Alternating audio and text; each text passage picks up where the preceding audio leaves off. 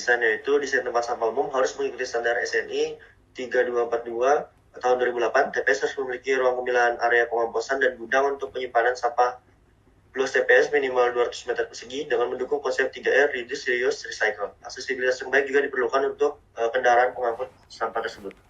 Lalu ada penataan lanskap pada pinggir jalan raya dengan memperhatikan jenis dan fungsi tanaman, misalnya pohon pucuk merah sebagai respon bising dari kendaraan atau pohon lidah mertua dari respon polusi di jalan. Lalu tempat duduk umum sebaiknya menggunakan material yang lebih aman, juga memikirkan jangka panjang pengguna. Misalnya menggunakan material lokal seperti bambu, kayu. Standar tempat duduk juga harus memperhatikan agar ergonomis, juga memperhatikan jarak antara tempat duduk ke jalan raya.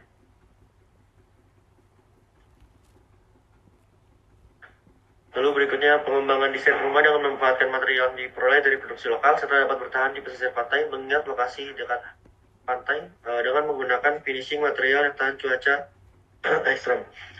Orientasi rumah warga juga harus dibiarkan sesuai dengan existing sebagai bentuk estetika alami yang nantinya desain kurang layak diperbaiki sesuai pedoman yang tersedia. Warna bangunan sebaiknya dapat disesuaikan dengan tidak ada bangunan yang warnanya berbeda sendiri. Lalu pengembangan bangunan airscape dan soundscape yang ditata sesuai dengan pedoman RDTR seperti penambahan fasilitas pejalan kaki atau trotoar juga disertakan tanaman pada trotoar tersebut.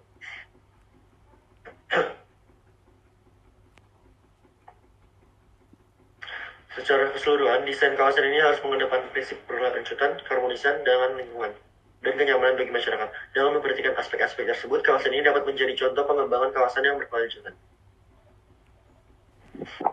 Selanjutnya ini ada rekomendasi desain yang sudah kami buat. Yang pertama, ada orientasi rumah warga yang dibiarkan sesuai dengan existing sebagai bentuk estetika alami yang nantinya desain yang kurang layak diperbaiki sesuai dengan pedoman yang tersedia.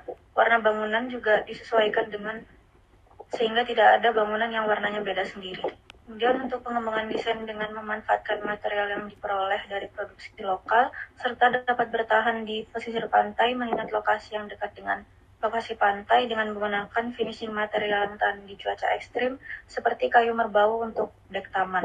Selanjutnya pengembangan penggunaan hardscape dan softscape yang ditata sesuai dengan pedoman RDTR seperti penambahan fasilitas pejalan kaki atau trotoar, juga disertakan tanaman pada trotoar tersebut. Next. Kemudian ini ada gambar foto montage yang sudah kami bikin dengan jarak 100 meter.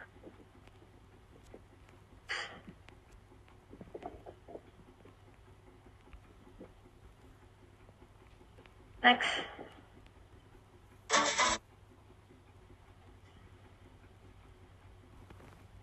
Kemudian ini untuk analisisnya, yang pertama kondisi existing.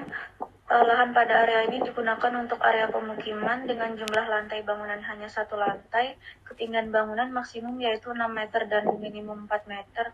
Bangunan ini terdiri dari pemukiman yang dibangun tidak teratur dengan orientasi yang berbeda-beda dan dibangun di atas rawa-rawa.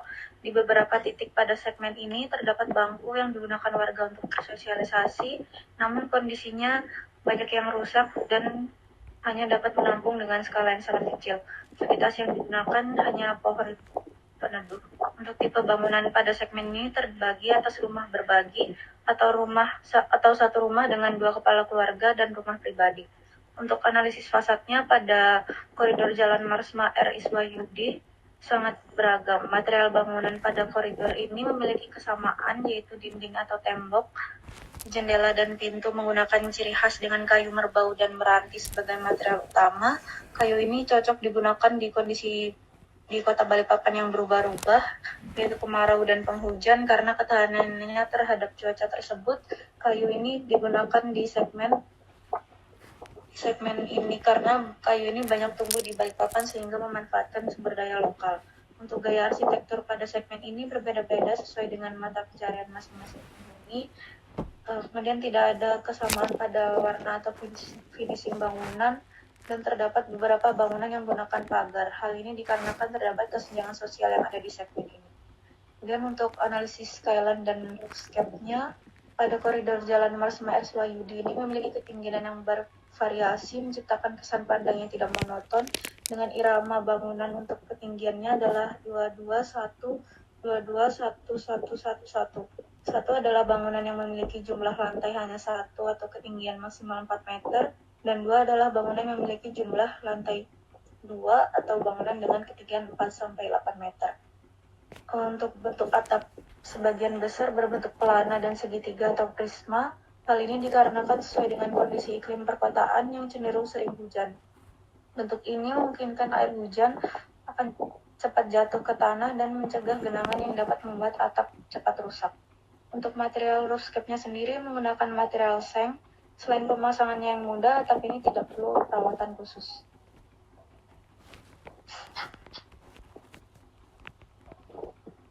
Di sini ada landmark yang kami ambil, yaitu Taman Bekapai di Jalan Jenderal Sudirman nomor 86 RT 11 Damai, Kecamatan Balikpapan, Kota Balikpapan. Taman Bekapai ini adalah salah satu taman yang ada di Balikpapan, menjadi landmark di mana tempat atau titik orientasi dan koneksi bagi masyarakat dan juga menjadi identitas Kota Balikpapan.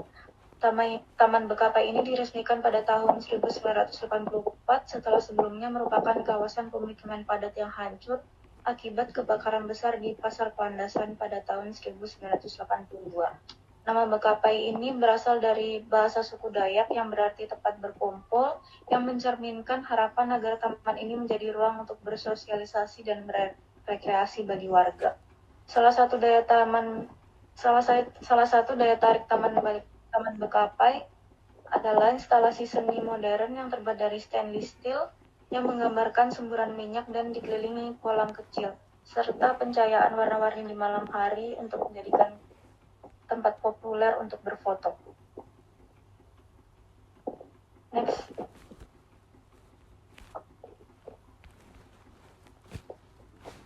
Selanjutnya ini ada desain sculpture yang kita buat, yaitu berbentuk mata kail di atas sungai yang memiliki makna mendalam, yaitu mencerminkan identitas masyarakat kumuh yang bekerja sebagai seorang nelayan yang berfungsi sebagai simbol harapan dan perjuangan. Untuk simbol mata kail ikan ini, mata kail ikan adalah alat yang sangat penting dalam kehidupan nelayan. Bentuknya yang khas menjadi simbol kuat dari aktivitas ekonomi masyarakat yang tinggal di kawasan kumuh tersebut. Bentuk mata kail ikan yang melingkar atau melengkung juga diartikan sebagai simbol siklus hidup, yang berarti masyarakat membutuhkan proses yang selalu berputar untuk memenuhi kebutuhan sehari-hari. Desain sculpture ini juga mengandung filosofi keterhubungan antar manusia dengan alam, yaitu masyarakat yang selalu bergantung pada lingkungan air atau sungai, tempat untuk mereka menangkap ikan. Material sculpture-nya sendiri menggunakan tembaga dan kuningan yang akan mengalami proses oksidasi, yang perlahan-lahan warnanya akan berubah menjadi hijau toska yang matang. Next.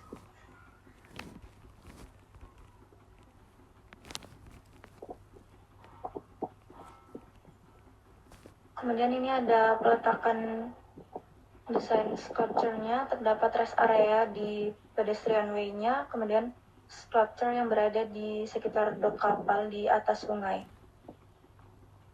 Next.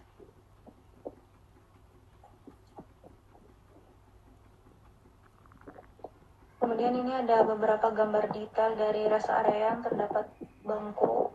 Kemudian ada keseragaman warna dan fasad pada bangunan di pemukiman. Kemudian ada gambar detail bangunan, perspektif dari jalan, dan ada dok kapal, dan ada pedestrian dengan guiding blocks untuk pengguna disabilitas. Next.